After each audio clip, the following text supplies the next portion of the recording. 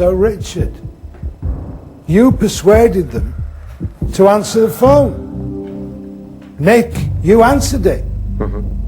You could have emptied the memory of the phone. You lied to me. I asked you yesterday and you said you did not answer the phone. I have no choice.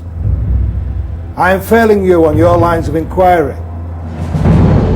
Nick, Sam and Christine can now be voted for to play the killer's game. Team 2, let's talk about your line of inquiry. You broke the news to the family and you persuaded Goldie to take the child from the room. It was the right thing to do. I was very pleased with that. You were asked to find out Frank's whereabouts. What did Frank say? Let's take a look. I read the paper and then I thought, I'll just pop and get some petrol in the car. And then I came back after getting the petrol and I was here and I've been getting ready till you've arrived.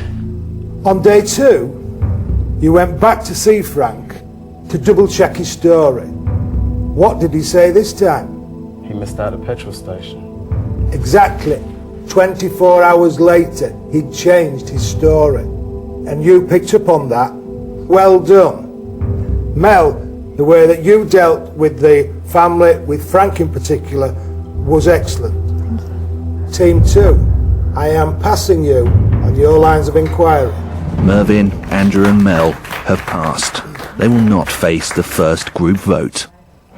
Team 3, you remembered what you'd learnt at training school about dealing with evidence, although you were tempted to tamper with it. Merrill persuaded you otherwise, so that was good work. What happened on day 1?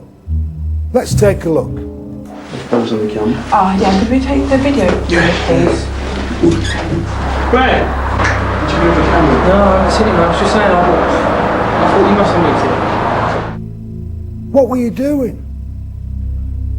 You missed what was an important crime scene. The video camera and tape were stolen. So, Team 3, I am failing you on your lines of inquiry. Merrill, Sarita and Rory have failed, so the group can vote for any one of the 6 failed investigators.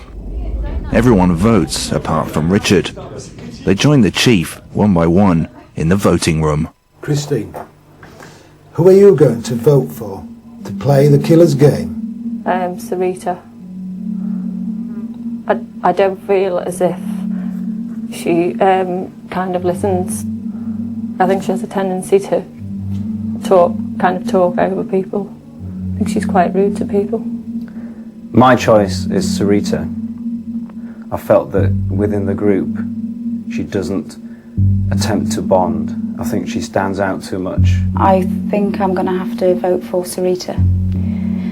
She seems to like working on her own a lot and not sharing information with a group of 10. Unfortunately, Chief, I'm going to have to go for Nick. On the first day when you questioned the group and said that he didn't answer the phone, and it was the glaring inconsistency in their reply to you, I guess.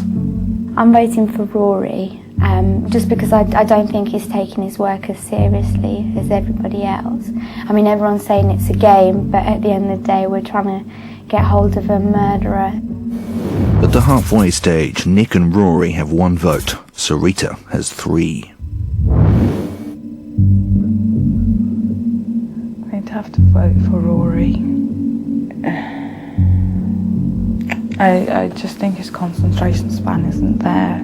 I'll be voting for Merrill because when Sarita first asked Dean for the tape, she decided to let him talk a bit more. Having to name one, I would go for Merrill. Her, like me, are one of the elder 2 contestants, and I feel it may get a bit much for her. I think I have to vote for Rory. It's not a personal thing. If it was personal, I'd be voting for somebody else. The group vote is tied between Rory and Sarita. They are put to a revote. I have the results of the revote here.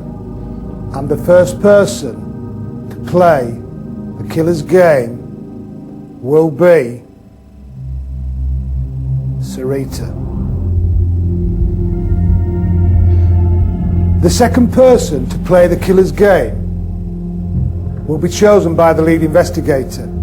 Richard, will you stand out here and tell the group who you are going to choose to play the killer's game and why? Sorry to say, the person I'm going to ask to play the killer's game tonight is Christine. Christine is very intelligent. She's got a lot of good points. The only thing I'm worried about is I don't think she has enough initiative to actually go and do things by herself, which I think will be required later on in the game. Very sorry. Christine and Sarita must now pick an envelope. Each envelope contains a location that must be searched for a clue. One of them will come face to face with the killer and be eliminated from the game. The chief has no idea where the killer will be waiting. Old Oaks. The Power Museum. You have 1 hour to prepare yourselves for the killer game. Good luck. I think you are going to need it. I think the power's gone to his head. I really can't believe Well, I can, because as soon as he said he had a vote. I was very surprised that Richard picked Christine. I kind of thought that that wasn't truly fair. No problem. I'll be back. Yeah. I was shattered. Nothing to do with her being a friend of mine either. This is a completely unbiased thing. A few of the girls did not want me to vote for Christine, and I do believe that that was on emotion, because it was quite clear if you looked around that whilst Christine was able to do tasks, if you said to her put that in the bag, she could do it. If you gave Christine a slightly broader task, she was unable to comply with that by using her own initiative. So yes, I do think that the girls are more swayed by emotions and friendships than cold, hard logic facts. Thank you, guys. You need us back? I need you back. Well, the only thing I can be safe is that you're the one who didn't vote for me.